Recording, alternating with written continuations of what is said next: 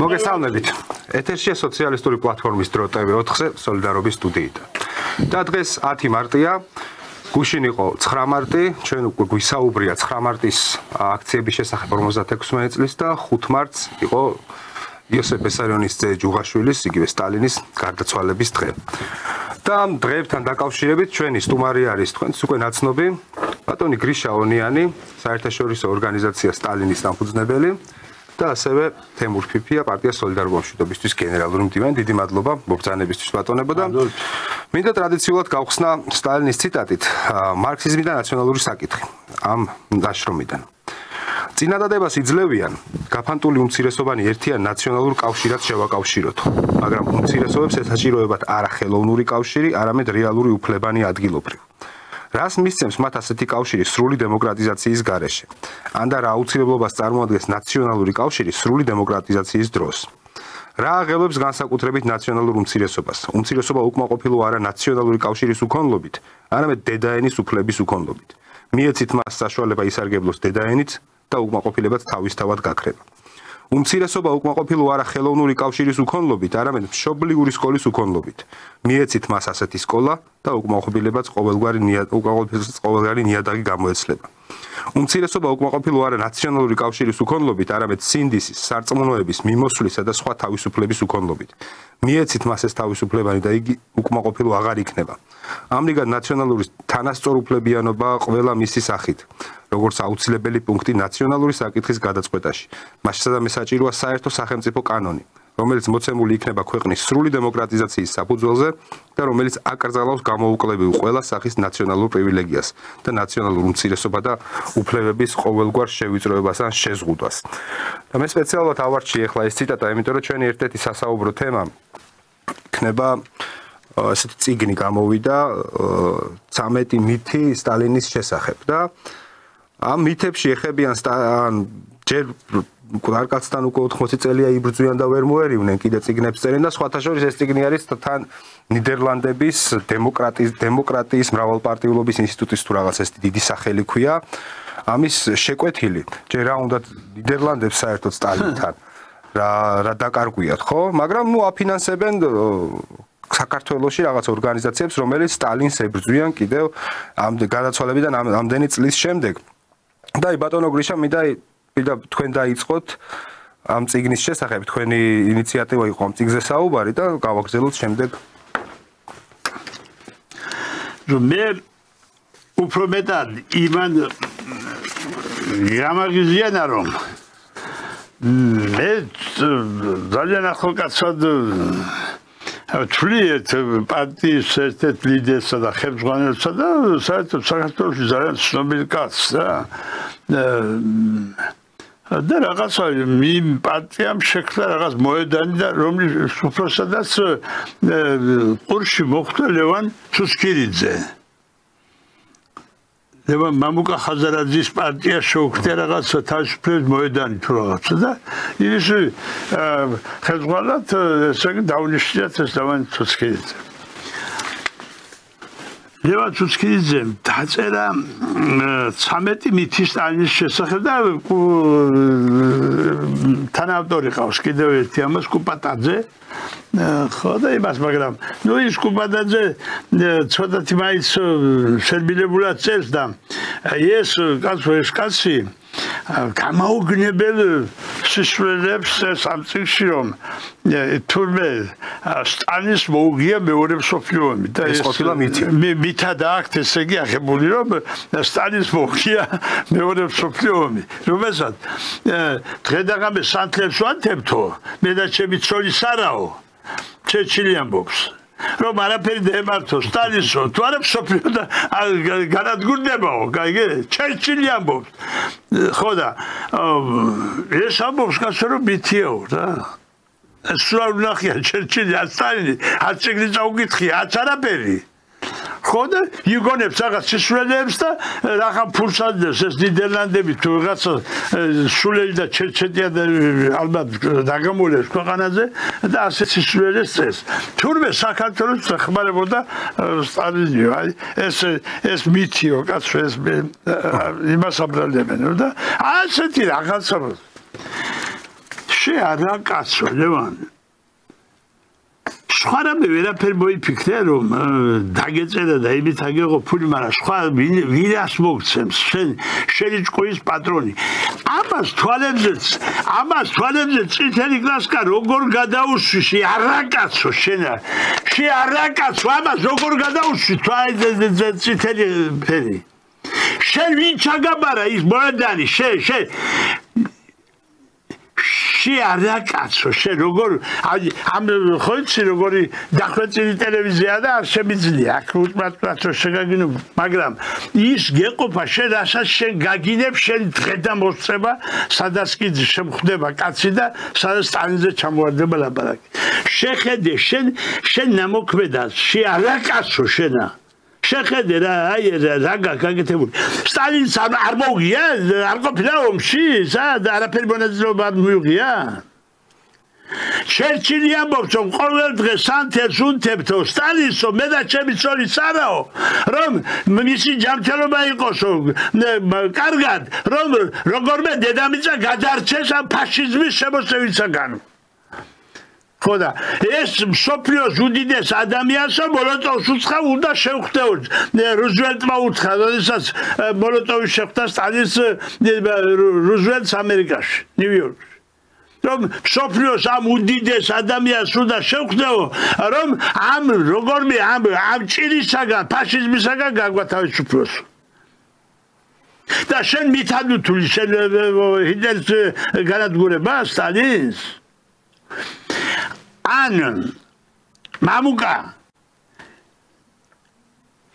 თუჯმახარ აი რა დაგიშავა საქართველოს რა დაგიშავა შენმა მეგობრებმა შენმა ოჯახმა შენმა შვილებმა რომ ასეთი კაცი შენ აიყვანე კაც და ფულს არძლევს აბა და სისულელეს აწერიებთ რაღაცას ხო და რაღაცა მოედანი შეუქმნი და პოლიტიკურ სამსახურში ჩაიყენე ამის გვერდით კაცი დაჯდება ამ აი სტალინის თვალებზე წითელი კასკის გადამსვლელი კაცის გვერდით კაცი ქართველი კაცი დაჯდება კარგი რა კაცი ყველაფერ მოროტებას ამასაც დაუმატებ რა მოაშორე თუზმახარ ერთი მოაშორე არ დავინახო შენს გვერდით ისა იქ მისული თუ არა მოვალ და ის დედავადა სკამს თქვა დაუმტრიო მაგას და თავზე დავამშხვრიო ის მაგიდა რომელსაც ის ზისიქა ბატონო თემურ მინდა რომ ახლა შემდეგი მიცერ გადავიდეთ ერთი იყო მეორე მსოფლიო ომის სტალინა მოიგო და ამაზე შეგვიძლია ანუ რაზე ფუძნდება ზოგადად ეს მითი ხო ამბობენ რომ აი ამერიკა რო არ ყოფილიყო და ლენდლიზი და რაღაცები რო არ ყოფილიყო საბჭოთა კავშირი დაეცემოდა ნუ ამაზე დიდი ხანია საუბრობენ ეს მითი შეკრულია და თუ გინდათ ამაზეც გააგეთ კომენტარი მაგრამ მე მინდა უფრო შემდეგ მიცე გადავიდეთ რომ ეს არის წითელი არმიის შემოსვლა საქართველოში და რატომღაც ამ ბოლო დროს იქამდე რო ხმას არ იღებდნენ რა იყო მენშევიზმი და ვინ იყვნენ მენშევიკები ამ ბოლო დროს გააქტიურდნენ მენშევიკების არ ვიცი შთამომავლები დავარქვა იდეური მიმდევრები დავარქვა ჩვენ ამ გადაცემაში ბევრჯერ გვისაუბრია მენშევიკების ძალიან დიდ ნაკლოვანებებზე ხო და ფაქტებად ჩამოგვიწერია ის რაც მათ უკეთებიათ ქართველი მუშების და გლეხების წინააღმდეგ გერმანელების ინგლისელების ნუ შემდეგ იტალიელებისაც ანუ ფართოდ გაუხსნეს კარები სოფლიოს მაშინდელ მტაცებელ იმპერიალისტებს რომ როგორმე აქ შეეკავებინათ მუშათა და გლეხთა მოძრაობები რევოლუციური მოძრაობები და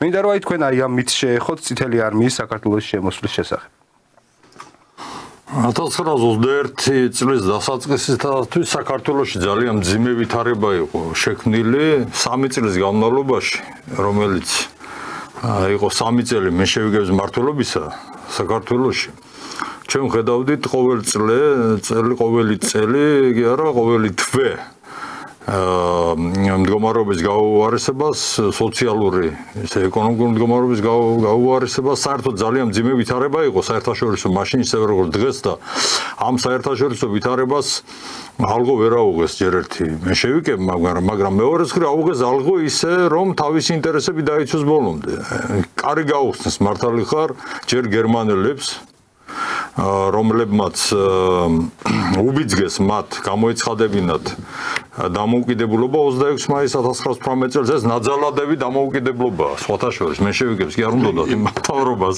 და ოსტანის განსხვავდება კი არ უბიძგეს და ოფიციალური დავალება მისცეს ზურაბ ავალიშვილი იყო გერმანიაში და იმა დაურეკა კვინიტაძეს თავდაცვის მინისტრი იყო ვითომ მენშევიკები ჯარი არ ყავდათ მაგრამ მინისტრი კი იყო ხო და უთხრა რომ თუ უახლოეს დღეებში ხვალ და ზეგ არ გამოაცხადებთ თუ ისო თურქეთი შემოდისო ხო და სხვის ხელისუფლებაში ვერ ჩაერევა გერმანიაო ხო და თუ არ გამოაცხადებთ ისო თურქეთი დაგიბრუნებთო 2-3 დღეშიო და აქედან დებეშა გაუგზავნეს რომ ისა მაშინ მიიღეს 25 წელს დებეშა და ხვალ 26-ში გამოცხადებული იქნება დამოუკიდებლობა ამის შემდეგ გერმანიამ ცნო საქართველოს გერმანიასა და საქართველოს შორის დაიდო შესაბამის ხელშეკრულება რომლის მიხედვითაც 28-შიდან 26-ში დამოუკიდებლობა ცხადება და 28-ში ხელშეკრულება ფორმდება რომ ყველა სტრატეგიული ობიექტი გადავეცით გერმანიას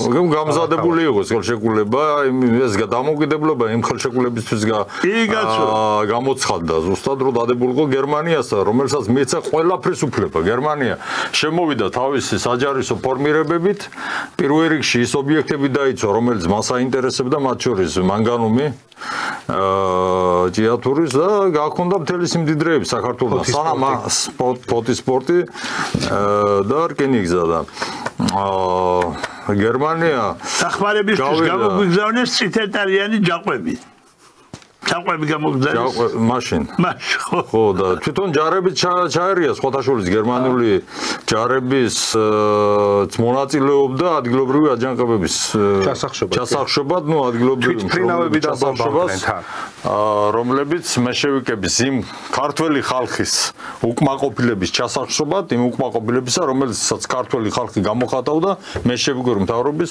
მიმართ და 1921 მე ვიცით ეს ისტორია ხო თურქეთს სანამდე ქონდა აღებული საქართველოს დასავლეთ საქართველოს შოლოქი იყო საზღვარი გასო და თურქეთის ფაშა იჯდა ბათუმში და ახალციხეში და აგერ ბაგურიანამდე იყო შემდეგ ბატონო ჩემო ინგლისელები მე იტალიელები ვინ არისო რა ვინ არის ყველას წაუწვნენ ჟორდანია და მისი მთავრობის წევრები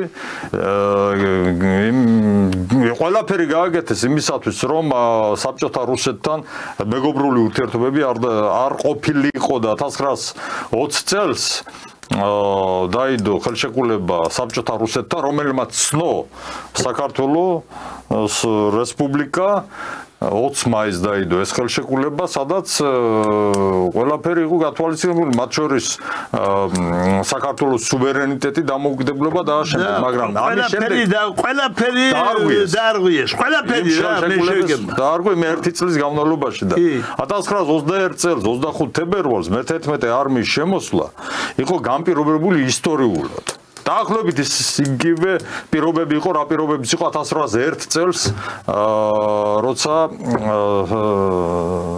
საქართველოს შემოვიდა მაშინ მეფის რუსეთის ჯარი და ამან დაამყარა ჩვენთან სტაბილურობა, ამან შექმნა პირობები შემდგომი განვითარებისათვის და შემდეგ ერთ მომენტს შევეხები, ბატონ გრიშა, თქვენ შეგიძლიათ მე რა თქმა უნდა დააკონკრეტოთ ეს ყველაფერი რა იყო იმ 3 წლის განმავლობაში. თქვენ ერთ არაკაძე ვილაპარაკეთ და მე მეორე არაკაძე ვილაპარაკებ. ეს მეორე არაკაცი, რომელიც არის არაკაცი პირდაპირი ნიშნულობითაც. Ну, გადატანით ნიშნულობითაც და პირდაპირი ნიშნულობითაც. არაკაცი.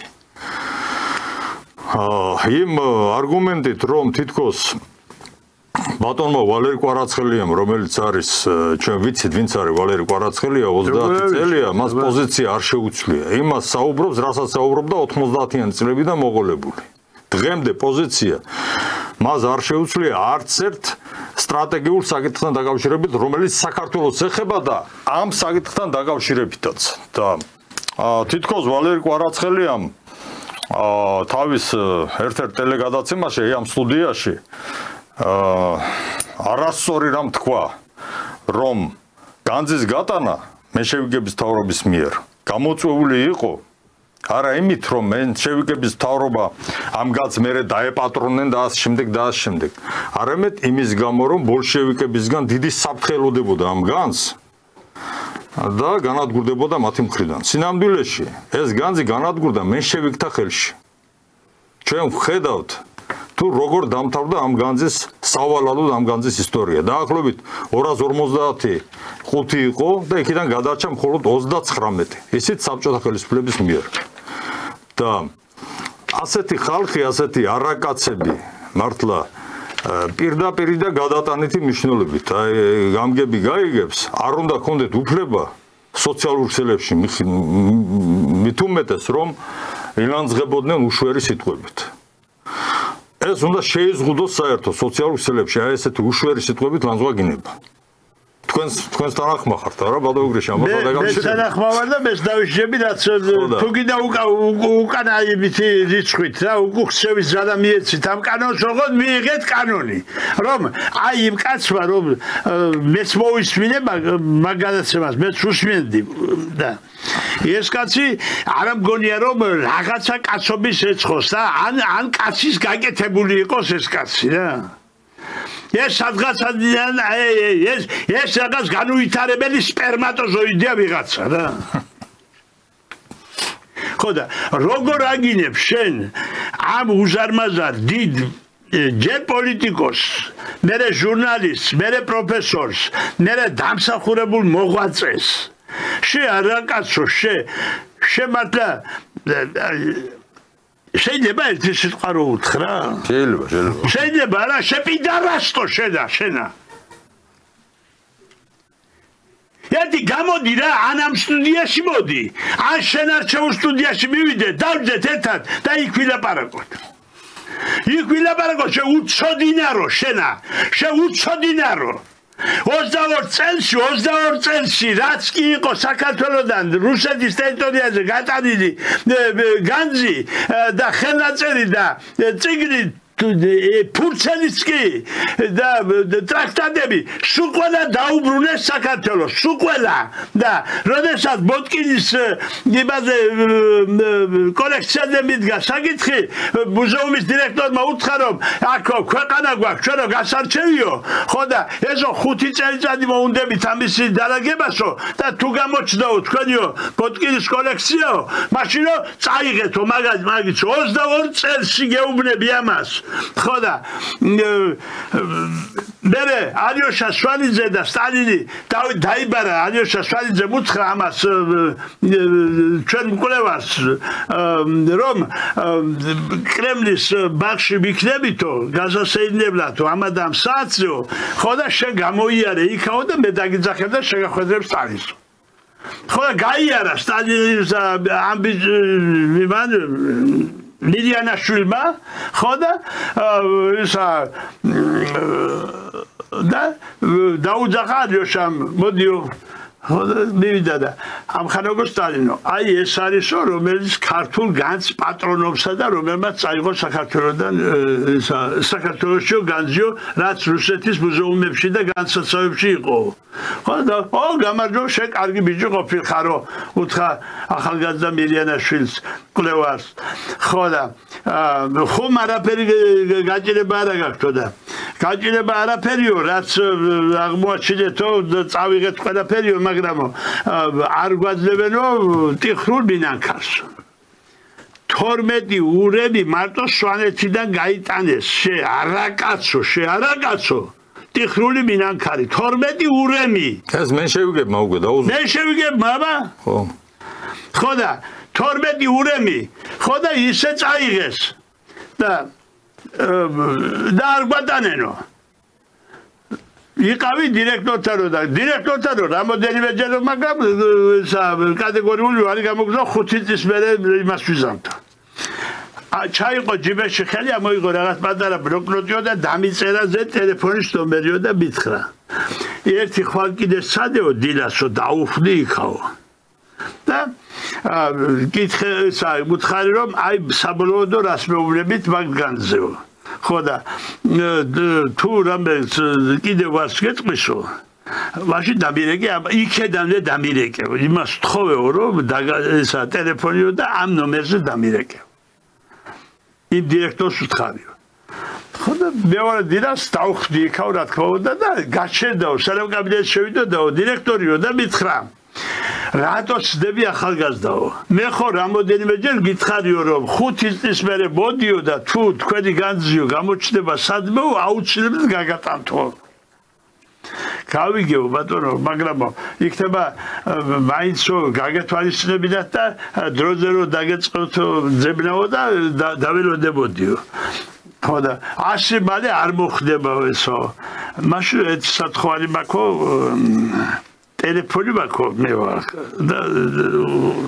და მარეკია კი ბატონო მოძადიო და მიყმადა და დარეკევა ადრე დავრეკე ილჩუშვე მითხრა ქართულათო როგორ არის საქმეო და კიდევ არც მეუბნებაო რომ 5 წლის მერე თუ იქნება კარგი არ მოიცავ ფეხი იქედანო და ეხავე გაიგებ ყველაფერს ხო და მეორე ტელეფონმა დარეკაო ილჩუშვ სანამდე დავდებდი ტელეფონს მეორე ტელეფონი დარეკა ხო და წამოხდი ეს კაცი არის სამხარაგო სტალინა არის სამხარაგო სტალინა არის მარტო ეს მოდა ხო და ეს ყოლა შეიძლება მაგნატებულებოდა სტალინა რაღაცას და ესა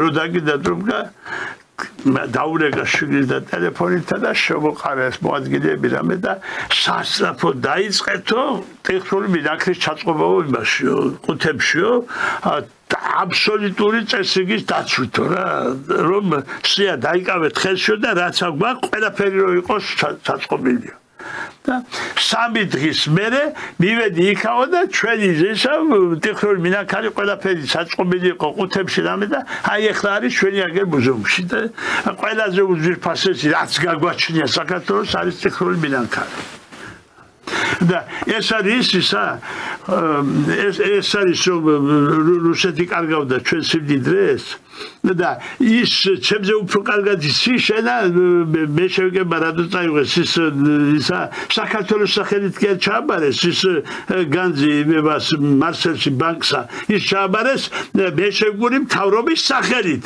იმიტომ რომ თავიანთი სახელით გამოეტანათ თუ არა საქართველოს სახელით რო ყოფილიყო კი ვერ გამოიტანდნენ მაშინ და კი ვერ გაყიდნენ და ასე თავბოლოდ კი არ განიავებდნენ 248 ყუთიდან 39 ყუთი ჩამოიტანა სტალინის მე კიდევ გვექნება ალბათ საუბარი ეხლა რო ყიყინებენ ეს ფრანგები როგორც ყურდღლები ისე უკანა ფეხზე იდგნენ და თათებაწეულები რო შეხვდა ჰიტლერს ხო და ძირს გააგდებია ხელიდან საფრანგეთი და მთელი პარიზი იმას ჰიტლერს და მოუყვანა ეს თებში გადაკარგული დეგოლი და დაუშვა ხელმძღვანელად და ახლოს არიკარებდნენ რუზველტი და ჩერჩილი და ისა წევრად შეიყვანა კაცო წევრად და როდესაც როდესაც ისა უშიტყო კაპიტულაციაზე აწერებიდნენ ხელს რომ შემოიყვანეს ესენი ხო იყო ეს ერთ-ერთი წევრი იყო 4-ეული იყო 3-ეული კი არა ისა ბოლოს 4-ეულად გადაიქცა იმიტომ რომ შეიყვანა ძირითად მოკავშირედ ესა კაპიტულაციას რო აწერდა გერმანია ხო და რო შემოვიდა კაიტელი და ეს თავრობა შეგრით გერმანიის ხო და შეხედა ამას ეს წაგდებულ იმას დეგოლს ხო და გაიღიმა და ამასთანაც წავაგეთო მიო აი ამას აი ასე მასხად აიგდეს საფრანგეთის პრეზიდენტი ამასთანაც წავაგეთო მიო კაცო ამასთან რომ აწერიებთ ხელსო ხო და შენ ვის ლანძღავ შეარაკაცო მართა შენ ვის ლანძღავ ვის ვალერი კვარაცხელიას მოეთრიე დაჯექი ვალერისას მოიყვანა აქა და დაჯექი და ერთი თუ შენ არის მე გეტყვი უფრო დაძუსტებით მე და ეხლა ზოგადად გეუბნები ეხლა ხო და 1920 წლის 20 ოქტომბერს ამიერკავკასიის ეკონომიკური თათბირი იყო და გამოვიდა ნოე ჟორდანიას სიტყვით თუ თუ აქამდე ჩვენ ვამბობდით რომ მივდივართ კატასტროფისაკენო ეხლა მე გარწმუნებთ რომ მისული ვართ კატასტროფანთან ჩვენი ქვეყანა აღარ იარსებებსო რა ჩვენი უთავბოლო ქვეყნის მართვისო და ყველაფერს ხო და პირველ ორში რომ დაიწყო აჯანყება პირველ ორში იანვარს 25 თებერვლამდე იყო სვანეთი ლეჩხუმი ცაგერი სამი რაიონი გამოცხადდა კანონგარეშე დასქვია იცი კანონგარეშე გამოცხადება დასაჯილო და რომ ესე იგი იქ ქვეყანას არ ეკუთვნის შენ არა და არაფერი ხელისუფლება გამოაცხადეს თვითონ ვინა ლეჩხუმმა სვანეთმა ცაგერმა აიღეს ძალაუფლება და არა კაცო ეს კომუნისტებს უქრეს მაგრამ ამათმა იქ აჯანყება დაიწყო ლეჩხუმში ამათ თქვენ თუ არ გინდა ჩვენთანო აწიო ჩვენ არ გვეკუთვნით თქვენაო და თქვენ ცალკე იყავითო და ცალკე იყვნენ ლეჩხუმი სვანეთი და ესა რაჭა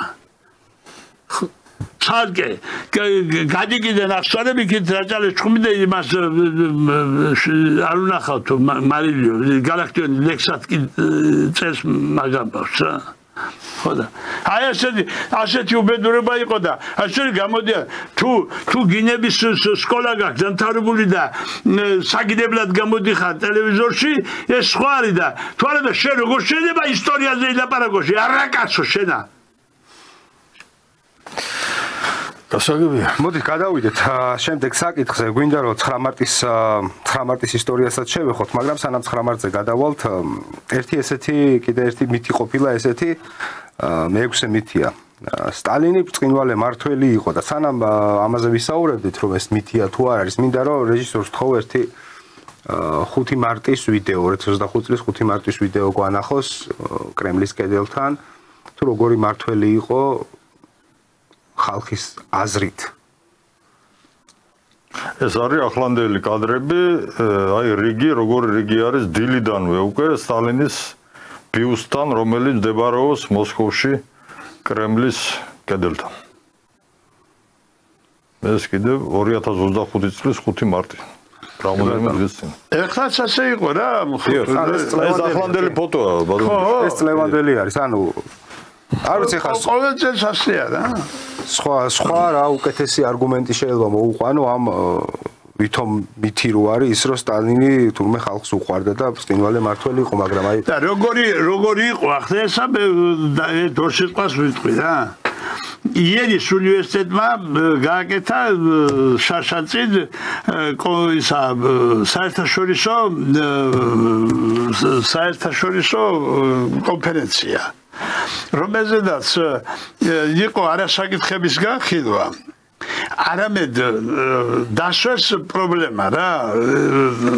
პრობლემა დასვეს რა არის ფენომენი რომელსაც უფრო მეტ შორდებით მით უფრო მეტად გვიახლოვდება და ვიმუშაოთ ამაზეო გაიგე ესე იგი რასაც მე შორდებით თუ მით მეტად გვიახლოვდება ხო და ამაზე მეტი მოახლოება ეხლა რაც არის ხო რო ვამბობთ რომ აი იალტას უახლოვდებით იალტა სტალინის ჩატარებულია შეხარგონია ჩერჩილმა ჩატარა და რუზველტმა დიახ მე დავყოფი ვარ იქ პოტსდამში და ინგლისელების ჯგუფს შევყევი და ის დიდი გვეუბნებოდა რომ აი ეს ამ მოკავშირეების სკამების სამი სკამი სხვანაირებია და დანარჩენი დასაჯდომები სხვანაირები ხო და აი ამ სკამზე რო კაცი და იმა განაწილებ მთელი მსოფლიო 45 წელს ხო და ინგლისელებმა ახლა იმას როგორ კაცო მაგას იქ ჩერჩილი ისდაო იქ ის ისდაო ამერიკის ტრუმენი ხო და ესენიო და ისინი რასაკეთებენ და მაგათ არავინ არაფერს არ ეკითხებოდა. აი იმან თქვა, გიდმა.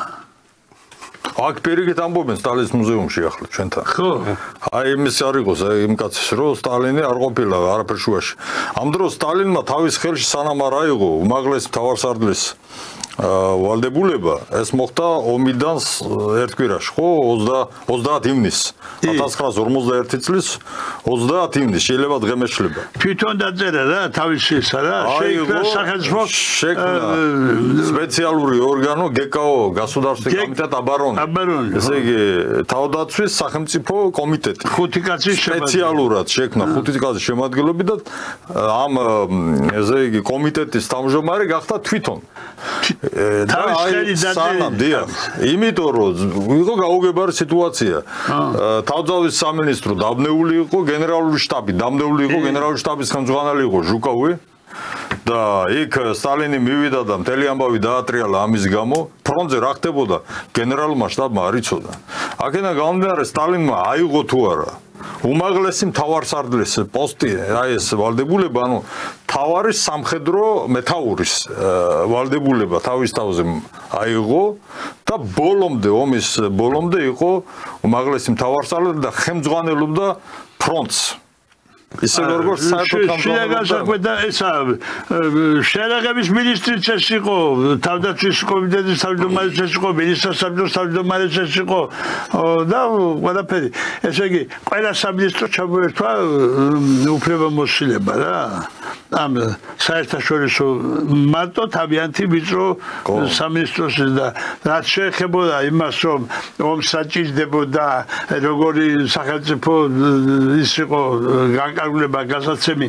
აი მაგალითად საშიშვება იყო კასპიის ზღვიდან რა, იქიდან რომ არ შემოჭრილიყო მტერი. ბამბი მაშინაც დაწყებული იყო. ხო და რკინიგზა უკვე მიყვებოდა. ხო და რადგან ბამბიდან საშიშვება არ იყო მტრისა, ბრძანა რომ დაგებული ლიანდაგი გადმოეტანა სტალინგრადის გასწრება. და ასევე ჯარისკაცები აი ხელით და 6 თვეში ჩაიყვანა 700 კილომეტრი არის ასტრახანიდან ბაქომდე. ხო და აი ეს გააკეთა სტალინმა 6 თვეში. მარტო ჯარისკაცების ხელით რა.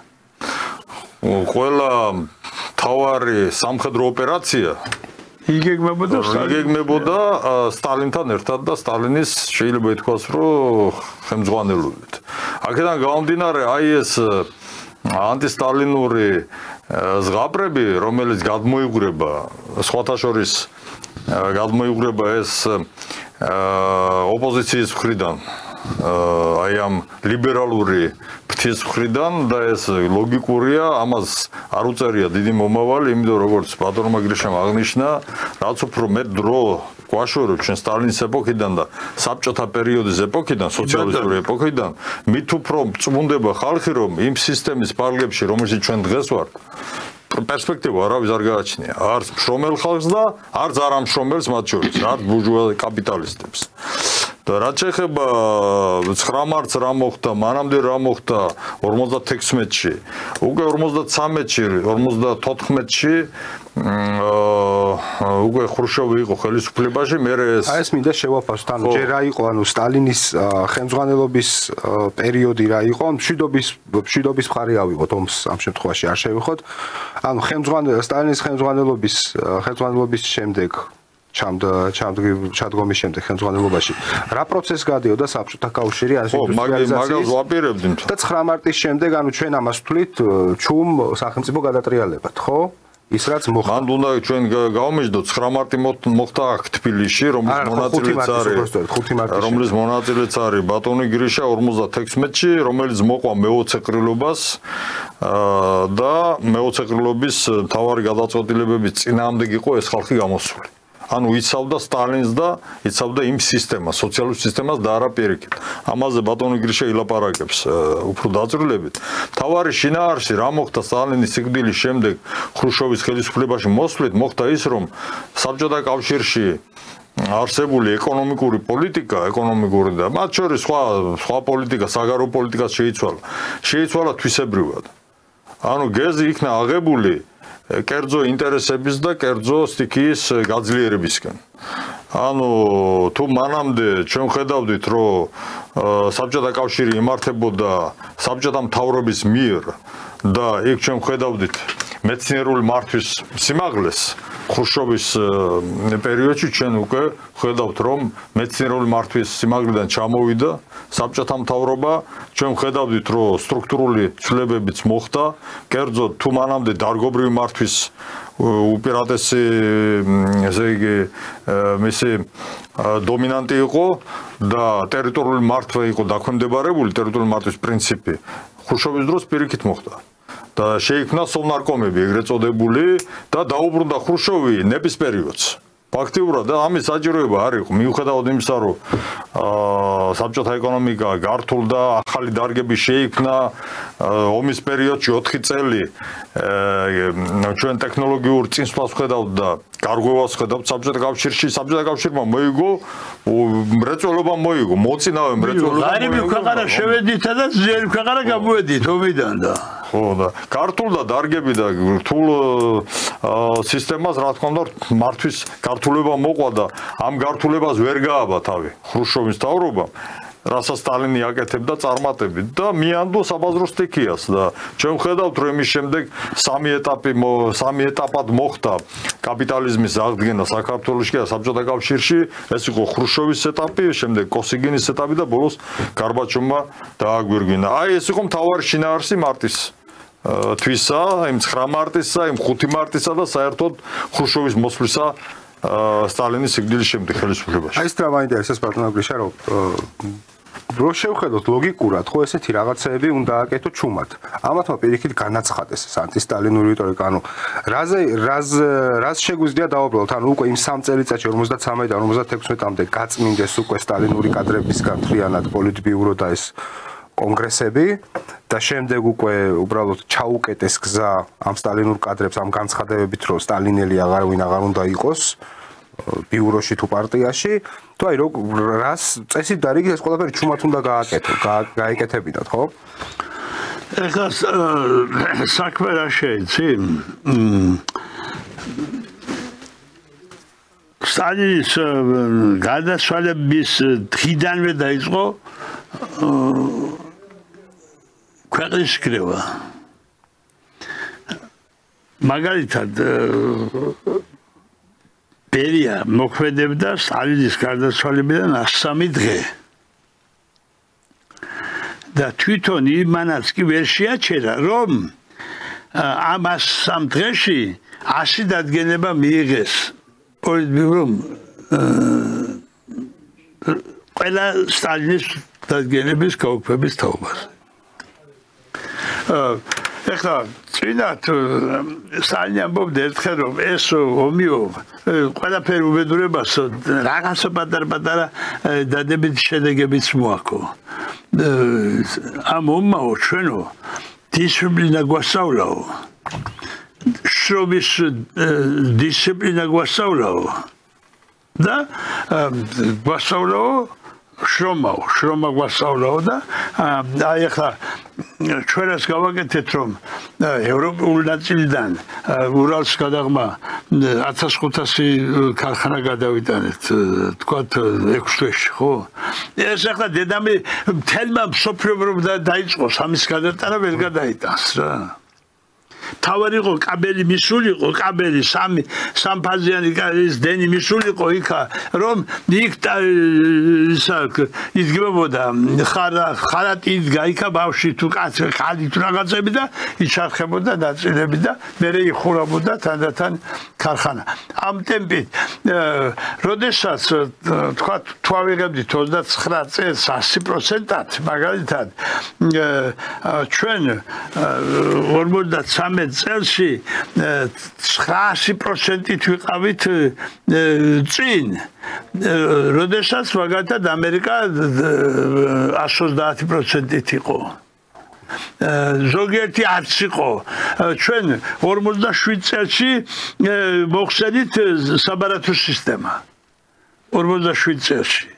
49 წელში მოხსნა ინგლისმა. რას ნიშნავს საბარათო სისტემა? პური მანამდე იყო საბარათო კრუპეული ისინი ყველაფერი მითი იყო რა გაწერილი ხო შეგეძლო გარკვეულ რაოდენობას რომელიც ინგლისშიც იყო და ევროპის ქვეყნებში მით უმეტეს გერმანიაში ხო და ამერიკამ მოხსნა 48-ში და ინგლისმა მოხსნა 49-ში ჩვენ ესე იგი ორი წელიწადი კიდე შეგვეძლო რომ გვებრძოლა დანგრეულ ქვეყანაში განადგურებულ ქვეყანაში მოხდა ორი წელიწადი ჩვენ კიდევ შეგვეძლო რომ თავისუფლად გვებრძოლა იმდენი მასალა მქონდა საომარი მასალა იმდენად წინ უსწრებდით იმას გერმანიას და ჩვენ 18 ქვეყანა გვებრძოდა ეხლა რომ გვებრძიან ასე კი არა საბჭოთა კავშირს ებრძოდა მაშინ 18 ქვეყანა რომელიც გერმანიას ეხმარებოდა თავისი არმიით თავისი არმიებით და თავისი უზადა და თავისი იტალიით და თავისი ავიცება და მთელი ევროპა მაგას ეხმარებოდა რა ხო და ისიც დამარცხეს და ჩვენ ერთი კურსკი ვერ დაგვიბრუნებია კაცო კურსკი და კურსკი რო წაიღო იმან გერმანიამ კურსკი რო წაიღო და კურსკში უნდა რომ აღედგინა გერმანიის სამხედრო ძლიერება რა მიხო ჩასვენდა გერმანელების უზეველობის ზე სტალინგრადში ჩასვენდა და ამას ამოვიყვან მეო ამ ზესო იმაშიო კურსკში ამოვიყვანო 53 წელს ხო და 900,000 ჯარისკაცის 900,000 კაცი ჩაიყვანა კურსკში 900,000 კაცი ჩაიყვანა 1,000,000 ხო 2,500 თვითმფრინავი 3,500 ტანკი აი ეს იდგა კურსკის მისადგომებთან ხო და ამაზე რომ ხელი მოაწერა სტალინმა გიტლერმა რომ მოაწერა ახლა მე ანალიზებენ რა წააგებია კურსკში ჰიტლერს ამხელა ძალები არც ერთ ფრონტის კონცენტრაცია არ მოხდა ხო და კანალის ამბობს რომ თავის მოგონებებში რომ ჩვენ რომ ამას რომ ხელი მოეწერა და მეორე დღესო ეს შემადგენლობა ჯარისო სტალინსო მაგიდაზე ქონდა და იმას ვერაფრით ვერ არკვევდნენ რომ ამ ხუთ კაცი ნათქვა საიდუმლოს როგორ იგებდა სტალინი რა ხო და როდესაც ეს მიუტანეს გაქვს ინფორმაცია სტალინმა თქვა ესე იგი გაქვს შეიარაღებაო ესე იგი ინფორმაცია ქნის შეიარაღებას და სტალინმა 900,000 კაცის ჯარისკაცის სანაცვლოდ 2 მილიონი კაცი ჩაიყვანა იმაში 2 მილიონი კაცი ჩავიდა 5,000 ტანკი ჩაიყვანა ხო და 4,500 თვითმფრინავი ესე იგი რაც კურსკში მოხდა თელ დედამიწაზე რაც აფეთქებულა და რაც სისხლი დაღვრილა და რაც სამხედრო ვიზა ყველაფერი ესე და სულ 16 დღე იბრძოდნენ თვითმფრინავიდან და პირველად ეხლა რომ დრონები ბომბავენ იმას უთხრა გოლოვანოვს არ შეიძლება გასო ტანკი რომ თვითმფრინავით გავაჩეროთ რა ჩვენ ახლა იმათ ტეგრები რო გამოუშვეს ძალიან მაგრები იყო მაშინ და ჩვენი ტანკები მერე უფრო გამოსწორდნენ და უფრო მაგრები იყვნენ და მაშინ არ იყვნენ ისე და პირველად მოხდა რომ ციდან მოხდა ამ სატანკო არმიების განადგურება რა პირდაპირ ტანკებს ურტყამდნენ იმას ბომბებს და ეს რო ფეთქდებოდა ტანკი და ეს ხო საწვავია შიგნით კინეები ამხარა თუჯები რამე ხომ აღლა მიდიოდა იმათი ნამტროები რო დაბლა მოდიოდა ის ხოცავდა ხალხს აი ესეთი მეხთატეხა იყო და რაღაცა იყო და აი ასე მე ეხლა მე რა ვიცი მე არც ომში ვარ ნაყოფი და არც მაგრამ მე არ ვიცი ეხლა ბუჩქებიდან მე არ მინახია ერთი 200-500 კაცი ერთად იბრძოდეს ომში არ მინახია კაცო კინოში მაქვს სტალინის დროს ნახული თვარა და ეხლა უკრაინაში 200 კაცი გინახია ერთად საბრძოლო მაშინ იარაღსო ისოდე და აპა წადარია პა ახლა შეიცვალა ტაქტიკა სხვათა შორის ამაზე მინდოდა ზუსტად ლაპარაკი რომ ეს იყო ალბათ ბოლო იდეოლოგიური ომი როდესაც მტერი მოდიოდა შენს გასანადგურებლად არა გასაღებად არა ბატონო არა კი რესურსებიც იყო სლავები უნდა გაწყვეტილიყო და ჩვენ სხვა მათ შორის ქართველებს ახლა ამბობენ თითქოს გერმანიაში სხვა გეგმები ქონდა სლავები უნდა გაწყვეტილიყო და თქვა ომის შემდეგ რომ გავაერთიანოს სლავებიო თვარაო შუცოცხალი არ ვიქნებიო და სლავებს განადგურებენო გაიგე დამარცხებული მტერი განადგურებული არ არისო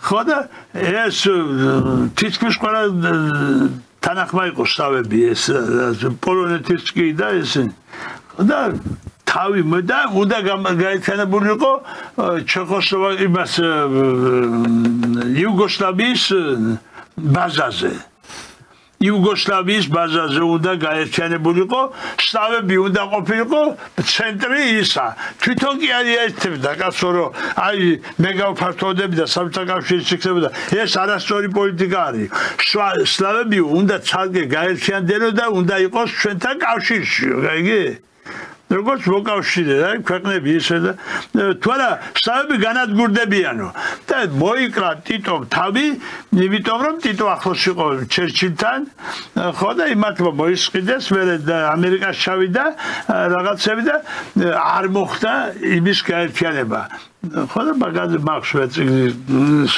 დაწერილი და ნუ ახლა კარგი იყო თუ რამე იყო დაწერილი მაქსში და ახლა აქ დავმალო ამე და რამოდენიმე თავდასხმა გაკეთდა იმაზე ტიტოზე ხო და 70-მდე ჩვენი დივერსანტი დაიჭირეს იმაში იუგოსლავიაში ტიტოს იმაზე ტერაქტის მოწყობაზე ხო და მერე ჩამოიყვანეს მერკადერი რომელიც ტოსკი რომ მოკლა ის ვითომ გადასახლებული ყავდათ და მაგრამ გმირობაც მისცეს და რაღაცები მე ხო და ჩამოიყვანეს სხვა გვარით რა რა თქმა უნდა მაგრამ ის იყო მერკადერი ხო და იმას ყო დავალებული და ამასობაში მოკვდა სტალინი ბატონო და მინდა რომ ეს ამაზე კითხოთ აი ბატონო თემურ თქვენგან მაინტერესებს თვითონ საბჭოთა კავშირის სოციალური ქსოვილი რო განვიხილოთ ამ შემთხვევაში რამხელა გადაწყვეტა ქონდა სოციალიზმს ამის მოგებაში და უგულისხმობ რას მაშინდელი ნაცისტური გერმანიის დათვლით ჰიტლერის გათვლით საბჭოთა კავშირი ახან იყო მრავალეროვანი სახელმწიფო როგორც კი ომი დაიწყებოდა ესერები ერთმანეთს დაჭამდნენ შიდა არეულობები დაიწყებოდა და ამაზე გათვლილი ადვილად დაამარცხებდნენ ხო ანუ მოხდა პირიქით ანუ დასავლეთმა ამ შემთხვევაში ვერ გათვალა საბჭოთა კავშირის სოციალური ქსოვილი რაზე ფუძმდებოდა არა მაგათმაგი გათვალეს მაგრამ სტალინმა გათვალა თვარა ესენი იქიდან 60,000 კაცი იყო გასაწვევი ჩერჩენო-ინგუშეთიდან პირველი გაწევა რომ გამოცხადდა 9,000 კაცი უნდა გაეწვიათ 9,000 კაცი 60 კაცი მარტო მივიდა იქ დანარჩენი ყველა დღეში წავიდა ყველა დღეში წავიდა მეორე იმაზე გამოვიდა ეს ჩერჩები 44 წელში გადაასახლეს განა 41-ში რო მანამდე ესე იგი 60,000-დან იქ მონაწილეობა მიიღო 3,000-მა კაცმა და დანარჩენს სულ ხელ დაიჭერდა ახლა მთელი ხვალ დააწყამდა ხო და გადაასახლა აქ თუ 400 გრამი იქოდა კაც დღიური ულუფა იმაზე ზურგში და ფრონტზე. ზურგში და ფრონტზე. ხო, ესა მაგათ გაუხადა 800 გრამი დღეში. და დამატებული ბურღული ისა ბურღული თევზეული ისინი ყველა გაუორმაგა ყველაფერი და ისე წავიდა და პროცენტულად რაც ვაგონში რაც გადასახლების დროს დაიღუპა ის პროცენტულად საბჭოთა კავშირში რაც იღუპებოდა ხო ომიანობის საერთოდ მშვიდობიანობის დროს რაც იღუპებოდა იმაზე ნაკლები დაიღუპა კიდევ ვაგონში გაიგე ესენი აქ დაკეთესო გააღესო და ვიცოცხალი იყო ჩამოვიდაო აი ეს დაძირალაცეს რა ну ახლა იქ ყველა პირობა იყო მინიმალური პირობა რაც აუცილებელი იყო და დაჭერა და ახლა იქ ესა და აღარ თქვით ახლა ისო რეპრესიებიო ეხლა მე დღეს უსმინე იმას დინარაძეს დღეს უსმინე კაცო და იმან თქვა რომ ამდენი მოღალატე ვყავსო ამდენი ისა ვყავსო ამდენი ესა ვყავსო ამდენი რა ხდება კაცო თუ ამდენი მოღალატე ვყავს შენ იცი ესა გაიგე და დოკუმენტები საგვაქვს და ისა გვაქვს და საგვაქვს და შენ კიდევ მეცხრეჯერ გავიგონე რომ თურმე ქვეყანაზე სულ ეს მოღალატეები ყოფილა ერთი კაცი ხო უნდა მანახონდა ჭერილი რა რომ ეს არის მოღალატე მიხეილ სააკაშვილის გეტყვიან ბატონ გრიშა ხო დაგესაბია ბიჭო ყოველ დღე შეიძლება რომ პატიმარი მოძღვას და დედას გიტემ გამოვალ და დახოცა რა არის ეს რა ქვეყანაში ვართ რა ვერ გავიგე მე გამოვა ისა შალვა ისა ძალიან პატივს ძალიან პირი დადერ ყველაფერი კაცო თუ ყველაფერი ასე დაწვრილებით იცი რა რასაც შენ მელაპარაკები ყოველ ღამე ბრიფინგია ხო და ყოველ ღამე არის რომ ეხა სეითია თუ რაღაცა ჯანდაბა ისა ბიბსეითი ისა ეხა ისინი ამერიკაში გაუკვეს მაგრამ ხელისუფლებას გადააბარეს მაგათი ქვეყნის ხელისუფლება და ეხა ხელისუფლება გვებძვის რომ ჩვენ დაგვამარცხოსო გაიგე შეგრეგადო დაუძახე მაგისებს კარი ციხლი და გააგდია ქედან გაიგე ანდა ჩავეხსნათ მაგ სამთაკავი იმას ევროკავშირს თუ ასეთი ისა ტრობას გვიკეთებს და აუცილებელია იქ რომ ვიყოთ ვერ გავიგე რა არა თუ პარლამენტის თავმჯდომარე ყოველ დღე იძახის იმას რომ საბჭოთა იმასი ევროკავშირის ყველა ქვეყანა ეხა ხელისუფლება ის გიბცეის თუ ისა გაუქმდა იქაო აქ ხელისუფლებს ეხლა პრეზიდენტებს და საგარეო საქმეთა სამინისტროს გადააბარეს ეს მოვალეობა და ისინი თურმე გითხრიან ძირს სახელმწიფოებრობას თხრანძის მიჯო ძირს გითხრის კი არა ხუთი ტარო მოიპარა ჩვენთან კოლბერუს კანოდან ხუთი ტარო მოიპარა ომის დროს ხუთი ტარო და ხუთი წელი მიუშაჯეს და აქ ერთი კაცო მიუჩენს დაიდოს კიდე ფეხბურთი და იმა და ორი თვია რა სამართლე რა გინდა კაცო მარტო ლაპარაკი როგორ შეიძლება რომ მარტო რო ილაპარაკო და საქმე არ გააკეთო რა სხვათა შორის ძალიან ბევრის პრეტენზია უკვე ეს თითქოს თეატრად გადაიქცა ეს ყველაფერი და საქმე არ კეთდება მე არ ვიცი მარტო ლაპარაკი კაცო ლაპარაკი საქმის გარეშე შეიძლება ეს ბატონ მიშას ლოზუნგი იყო ლაპარაკი საქმის საქმე ლაპარაკის არ ვიცი მე რა არ ვიცი მე ვიდეო გადადგით და ბიჭები კაცო კანონებს კარგშიღებ რაღაცა მე არ ვარ უკმაყოფილო მე არ მინახია რომ ასეთი ხელისუფლება ყოლოდა ჩვენ მე არ მინახია რა ამდენი აი 90 წლის კაცი ვარ და მე ამ ხალხაკაცი არ მე ასეთი ხელისუფლება რომ ასე ზრუნავდეს თქვა სუვერენიტეტზე არ მინახია მე მაგრამ კანონებით და საქმე არ არის და რა აი ყოველ დღე დამხობას ველოდებით და ყველაზე დიდი პრობლემა მაინც არის სოციალური მდგომარეობა, რაც არის საქართველოში. ეს არის მთავარი პრობლემა. ოპოზიცია არ არის. მე დარწმუნებული ვარ მაგაში. ლიბერალური ოპოზიცია უკვე ისე მდგომარეობაშია, რომ ადგილობრივ არჩევნებში თუ ასე გაგრძელდა, ვერც მიიღებენ მონაწილეობას. არც მივიღებთო გამოაცხადეს. ხო. არა, არ მივიღებთო, მაგრამ აი კაცო, ეს ხო არის სოლიდარობა ვქია თუ რაღაცა, ხო? ვიდეო 50 წლის დაბლა ხო კაცი რო იქნება ხო ის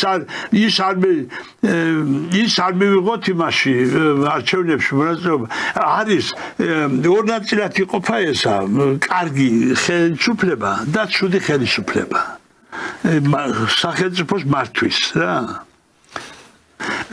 ცუდ ხელისუფლებაში სათავეში წერია დემოკრატიული მმართველობა კარგებში წერია ისა იერარქია მონარქიული ყოფილა ყველაზე კარგი ისტორიულად ეფექტური ხო და ყველაზე ცუდი ყოფილა დემოკრატიული რა და იმიტომაც არის რომ აჰა დემოკრატია დაიწყო თქვათ ერთი საუკუნეა ხო და ვერ გაძოდა ინგრევა დემოკრატია არც ერთ ქვეყანაში დემოკრატია არ არის დემოკრატიის ეს პრინციპი ანუ კერძო საკუთრებაზე დაფუძნებული დემოკრატია ინგრევა ბიჭო კერძო საკუთრება არის მიაკ ვიღაცა და ნახევარის გაქცეულია და გაშოკებს ესწავენ ეს არის დემოკრატია არა მაგრამ გეთანხმებით ამაში ანუ ინგრევა ეს ლიბერალური დემოკრატია რაც მოვიდა დასავლეთიდან ჩვენს მეთორე დემოკრატიზმის პრინციპები თავისთავად კარგია თუ ქვემოდან ზემოთ მოდის და არა პირიქით დასავლეთიდან როგორ არის 60 150 და 60 მილიონი რო გეყოლება იმაში რა ესე იგი ფულით არის ხო დეპუტატობა რა ნუ ეგ რა ლიბერალური დემოკრატიის თავარი ფულის დემოკრატია ბატონო ლიბერალური დემოკრატიის მე რა ვიცება მე არ ვიცი რა ვიცება ნუ ჩვენ 35 წელია ვხედავთ ასეთ მდგომარეობას როცა უბრალო კაცი მშრომელი კაცი ხელისუფლებაში გამორიცხულია ვერ მოვა პარლამენტში თქვენ წარმოგიდგენიათ რომ არ მეშახტე დაждდეს ან იქ მეღორე და დაწყობილი მეღორე კაი მეღორე იყო ვიღაცა თეცხარველი ვიღაცა გაიგე ხალი მეღორე ხო და ის დეპუტატი იყო კაცო დეპუტატი მეცხვარე ჩემი მეცხვარე იყო ისა ჩოპიკაშვილი იყო თუ არ მახსოვს გვარი მამა მოკლა მამა დედას სცემდა თურმე მამამისი ხო და მამამისი ხოდა წაუქცევია და ცემდა ამ პატარა ბავშვს აუღია კაცო ის ნაჯახი ხოდა დაურტყია თავში და მოუკლია ხოდა დაუჭერიათ ეს ბავშვი მაინც რა ეთყობა 9 წლებს 12 წლებს ხოდა საერთოდ 8 წელიწადი მიუშიათ 8 წლის მერე და სხვაგან ხალი იმუშავებდა მაშინ მამის მკვლელი ასეთი და რამე და მეცხვარი და ყველაზე კარგი მეცხვარი იყო ხოდა იმან მითხარო ისა ყრილობას ვაპირებთ ეხლა და ერთიო შევადაძებით ხაჯი კარგი მეცხვარე ვინ აკავსო რომ ისა პლენუმის წევრად ავირჩიოთ ხოდა ყველაზე კარგი მეცხვარე კი მყავს კაცო მაგრამ ხეშენა ყოფი მეთქი თქვა და საშინელება რაღაც ჩაუდენია მეთქი ხოდა და მოვდენ ასაკაც მამა მოუგლია მეთქი თქვა რაღაც ვიქედა გადახდა რაღაც როგორ გავუწევ მეთქი იმას რეკომენდაციას თქვა ახლა თავში ვიღებ მეც რა და თვალა ის ყავდა ყველაზე დიდი ისა მონაცემები ქონდა რა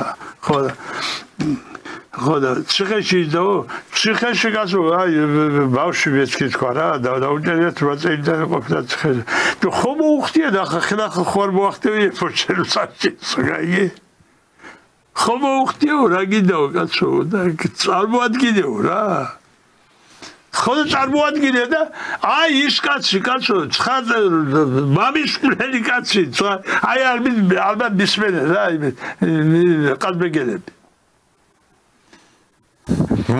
ასე იყო რა კაცო ასე იყო ქვეყანა რა კაცო დემოკრატია ეგ იყო ვა ეგ იყო დემოკრატია და მეც მართლა რო ვიკვლევ ხოლმე ხედავ აი უპარტიოთა და კომუნისტთა კანდიდატი და ვიღაცა ხო აბა კომუნისტებისა და უპარტიოთა ბლოკის კანდიდატებს ხმა მიეცით პარტიულებისა და უპარტიოთა ბლოკის კანდიდატებს ასე გზელი ასე წითელი ტრაქტორისტები მაღაროელები ტრანსპარენტები იყო გაყრული ეს გზებზე მაშინდელი არჩევნები იყო ზეიმი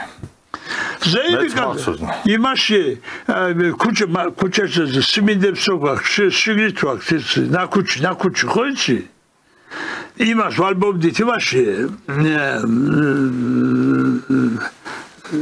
ნავთში გაუყრიდის ჯოხებს იმაში შიგნით და სანამ გათენდებოდა მთელი სოფელი ესე იგი აი ესე და ესე მივდიოდით არჩევნებზე ბავშვებიც და იყო თამაში რაღაცები და სიმღერები და ფერხული ჩასვანები და ისე 1 მაისი 9 მაისი როგორ იყო? ნუ ახლა ეს და სხვა სათამაშოები ყველაფერი მქონდა. მივდიოდით იმაში ნაზნარში.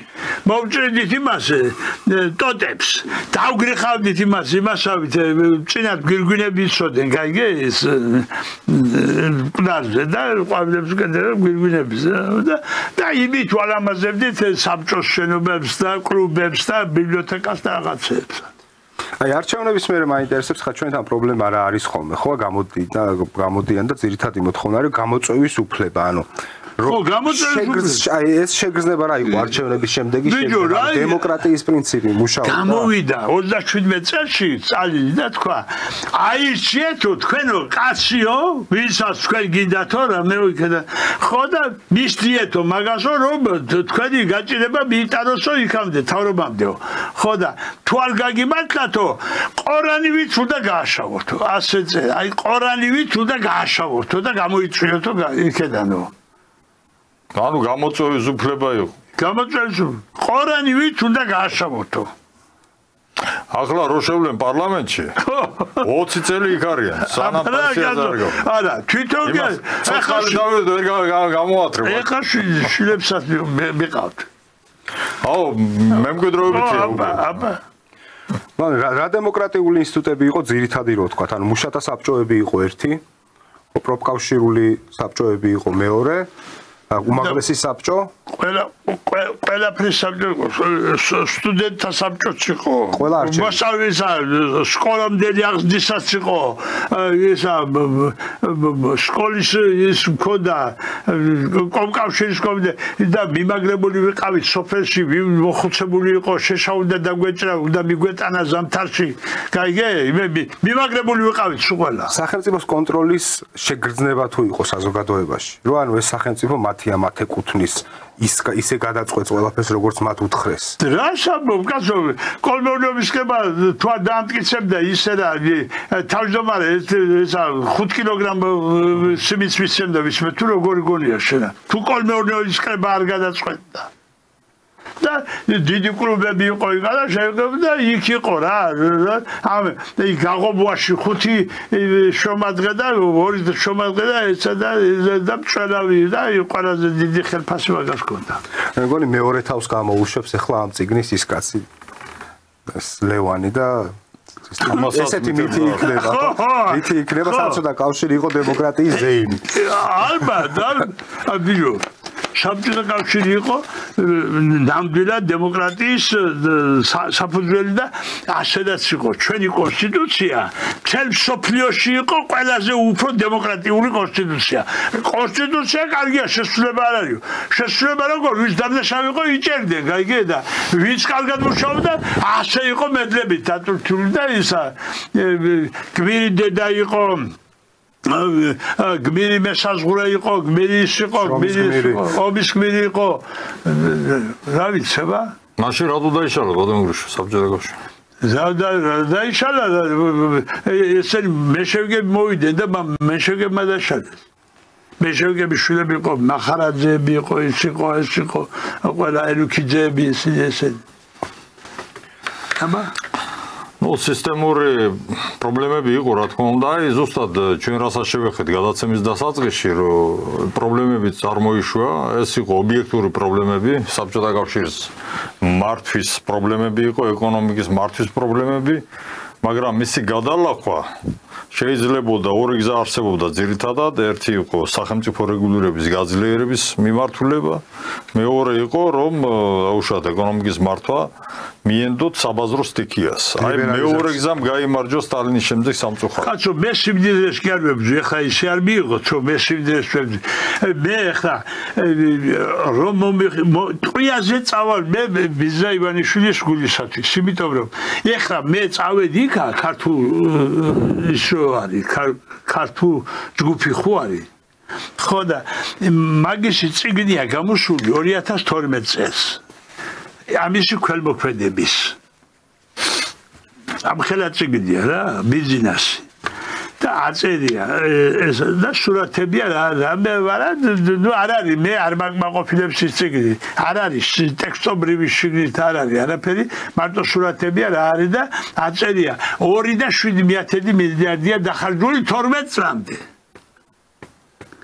და 12 წლის მერე ორჯერ მეტი გააკეთა ამან ყველაფერი რა აი ქველმოქმედების მიზნით ხო ქველმოქმედების მიზნით რა ეხლა ისინი რო აშენებენ სანახევროდ გემს იმას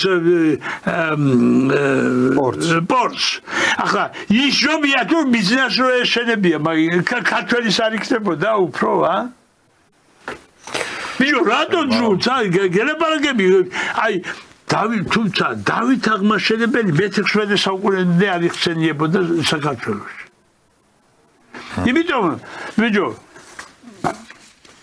თუ საჩხუბრები არიან ესენი უნდა ომი გამოუცხადოთ კაცო თუ არა და უნდა შევირიგოთ ერთად ცხოვრობდეთ შეიძლება ასე სულ ასე იყოს საქართველო ბაზალეთის ომი რატომ მოხდა ამიტომ მოხდა რომ გაერთიანება უნდათ გაიგე გიორგი გაერთიანება უნდათ საქართველოს რომ ერთიანი ხმა ყოფილიყო როგორც სტალინმა გაერთიანა საბჭოთა კავშირი ისე ხო და ებრძოდნენ თავადები ხო და დაამარცხეს კიდევაც რა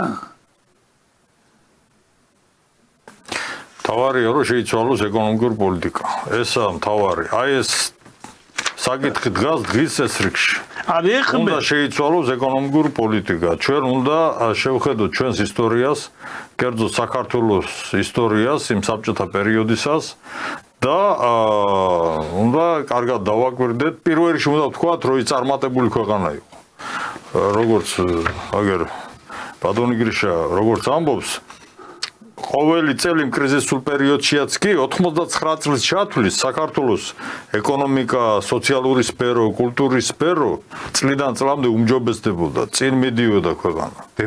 დემოგრაფიაც, კულტურაც, სპორტიც, ეკონომიკა და ასე შემდეგ.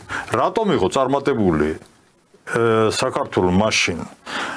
გავარკვიოთ და გადმოვიღოთ ბევრი რამ დადებითი ეფექტური გადანაწილების პირველ რიგში ეს არის სახელმწიფო რეგულირების სისტემის დანერგვა ეკონომიკის სფეროში და სოციალურ სფეროში არ შეიძლება რომ ბიზნესმენების ინტერესების შესაბამისი იყოს ყველაფერი და მხოლოდ ამ ინტერესების შესაბამისი იყო თუ რამე მოძრაობს საქართველოში ეკონომიკის დარგში სოციალურ სფეროშიც ჯანდაცვის სფერო ავიღოთ როგორ შეიძლება რომ კერძო ინტერესებს ემსახურებოდეს სოციალური სფერო და მithumetes ჯანდაცვის სფერო.